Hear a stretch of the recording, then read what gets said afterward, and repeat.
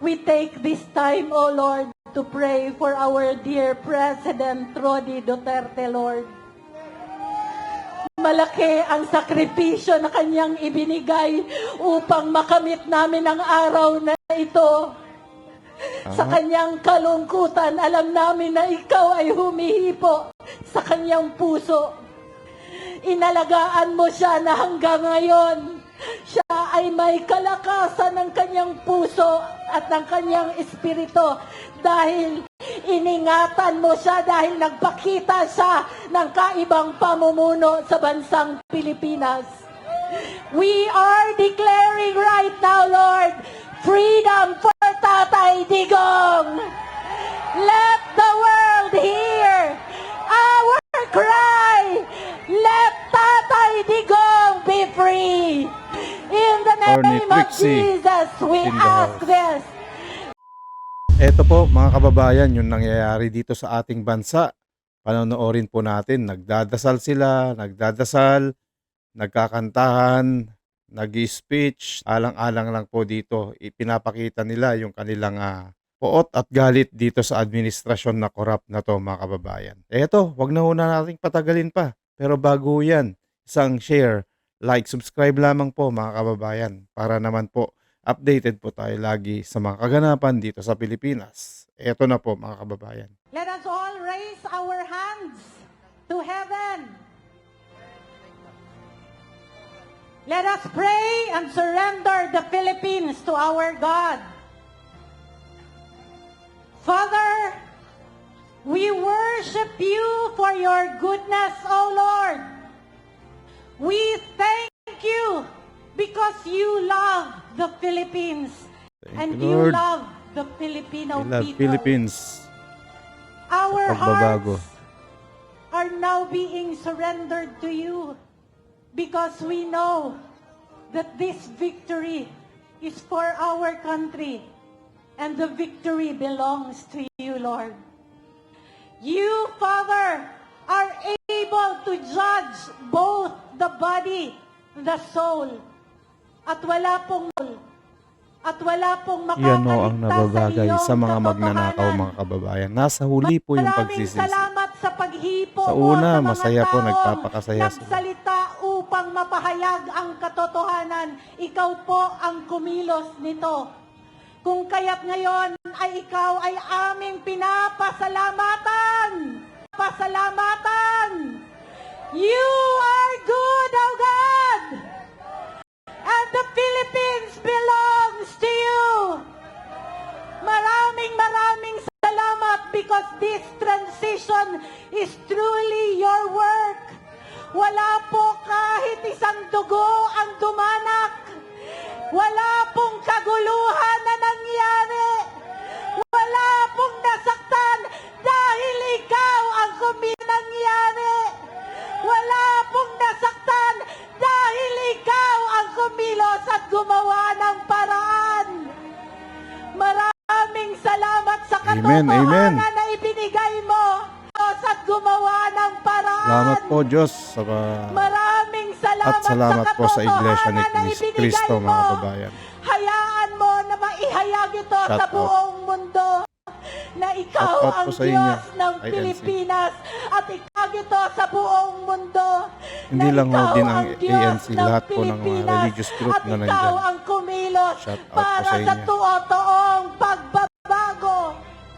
Maraming salamat dahil hinipo mo ang mga taong dapat magsalita ng katotohanan. Maraming salamat na binigyan mo kami ng lakas Yan po ng si katawan, ex-congressman lakas ng Mike Defensor pag-iisip, at in the higit House. sa lahat, binigyan mo ang bawat isa ng nandito surrender para sa iyong pagkilos.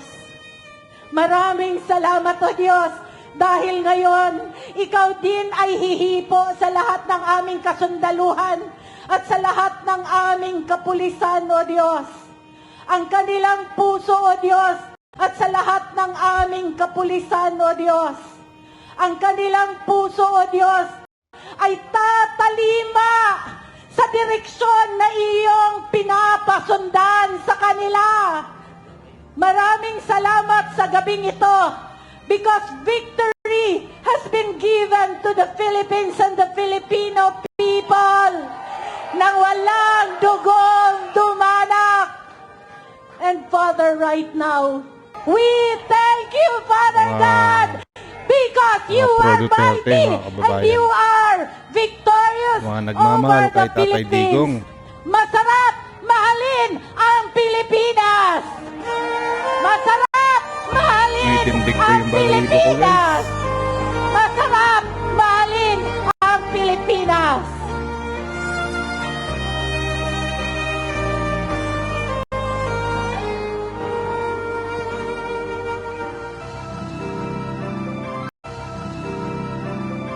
Muli, uulitin natin, mananawagan si General Romy Bukis sa ating mga military at sa ating kapulisan. General Yes. Romy Bukis. General, guys. Ang nangyayari ng iyong Commander-in-Chief ay hindi lang magnanakaw, kundi siya ay drug addict, bangag! Kaya kami, mga kababayan, tayo po ay mananawagan sa ating pinakahepe ng ating sandatahan lakas ng Pilipinas, si General. Ang nangyayari ng iyong Commander-in-Chief ay hindi lang magnanakaw, kundi siya ay drug addict, bangag! Kaya kami, General Bronner, napakaliwanag! Ang nangyayari ng iyong Commander-in-Chief ay hindi lang magnanakaw, kundi siya ay drug addict, bangag! Kaya kami, kundi siya ay drug addict, bangag! Kaya kami, bangag! Kaya kami,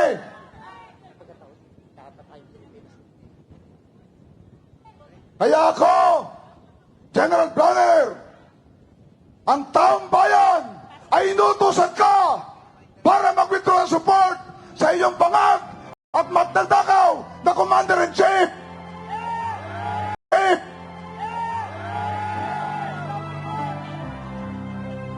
Let's go, Kantahin Philippines! natin ang Pilipinas kong mahal. Sabay-sabay.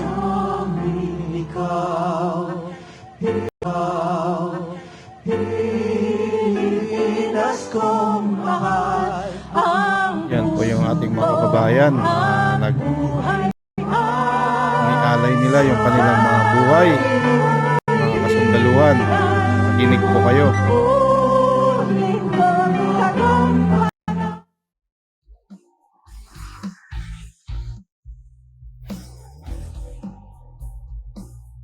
Kaya General Browner, nananawagan po kami.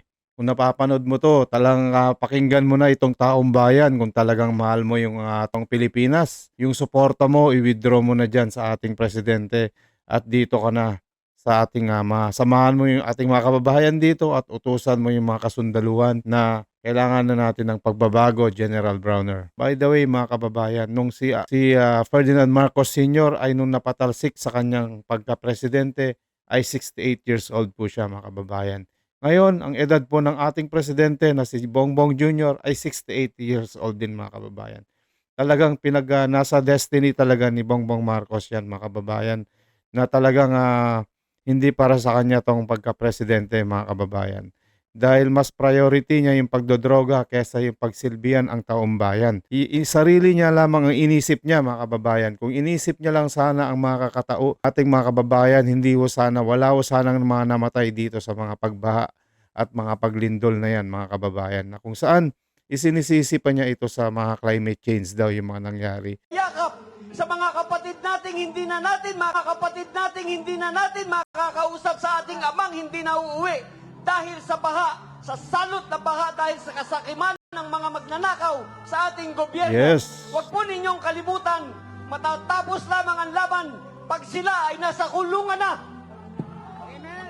Muli, General Bronner, Attorney Jimmy pakinggan Bondok. mo, pakinggan mo ang sigaw ng taong bayan. Ang taong bayan ay inutusan ka. General para mag-withdraw Brownie, support makinig ka. Sa iyong bangag at magnanakaw na Commander-in-Chief.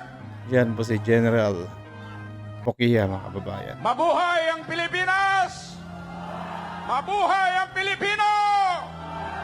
Mabuhay ang taong bayan!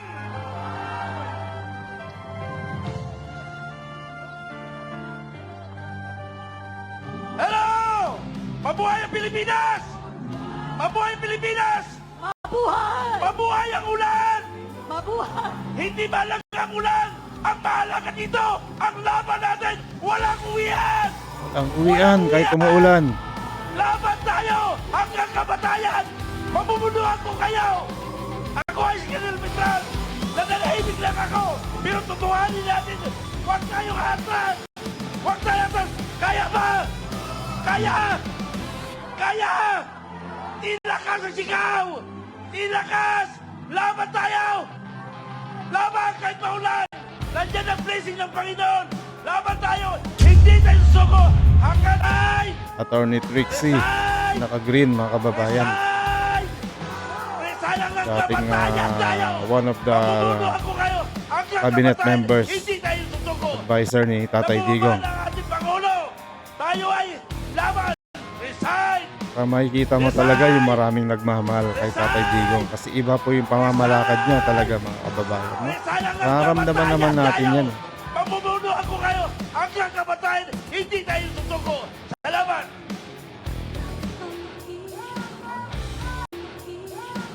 Ako po si Trixie Cruz Angeles. Yan na si Attorney Trixie Cruz. Dating kalihim ng press ng isang Pangulong na isumbong na sa bayan. Tignan nyo nga naman ang tadhana, no? Ngayong hinamon tayo ng kasaysayan. Pinagagalak ko po na nakikita kayo lahat dito. Kayo lahat dito. Kasi kayo po ang sumagot sa hamon na ito. Sa hamon na Yan ito. po si Attorney Trixie Cruz mga kababayan, one of the cabinet members ni former President Tatay Ngayong araw Digong. na ito, umakyat ng entablado ang kapatid ng Pangulo at ito ang huling pagbubulgar. Pagbubulgar sa tunay na estado ng iniisip o estado ng pag-iisip ng ating Pangulo. Ngayong araw na ito, ang umpisa ng tunay nating kalayaan. Nag-umpisa ang kalayaan natin sa pagbubulgar ng katiwalian. Pero bago tayo magpatuloy, ang sabi nila, kailangan sa lahat ng bagay marunong tayong magpasalamat. Si Amy Marcos ay umakyat sa isang entablado na bigay ng pagkakataon sa kanya. May nagpakita ng daan. Ang himok, ang paghiling sa transparency at accountability ang naging paraan. General Tokia, Jimmy Bondok,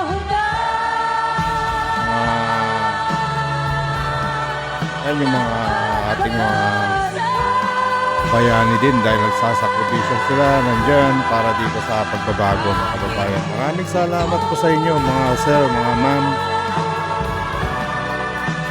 Buhay po ang bansang Pilipinas.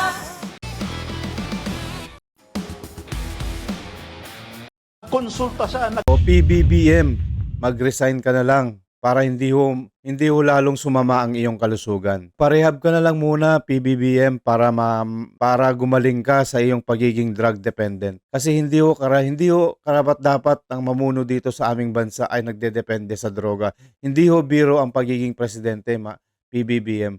Kaya ho bumabanaw lang ho kayo sa pwesto para para yung bansa natin makaangat na rin, makabawi na rin dito sa mga perwisyong idinulot ng korupsyon ng gobyerno ninyo. O hanggang dito na lang tayo mga kababayan. Maraming salamat po. Ito po ang News That Matters. Mag-iingat po kayo palagi at huwag niyong kalimutan i-share, i-like, subscribe para updated po tayo dito sa kaganapan sa ating bansa. Maraming salamat po mga kababayan. God bless.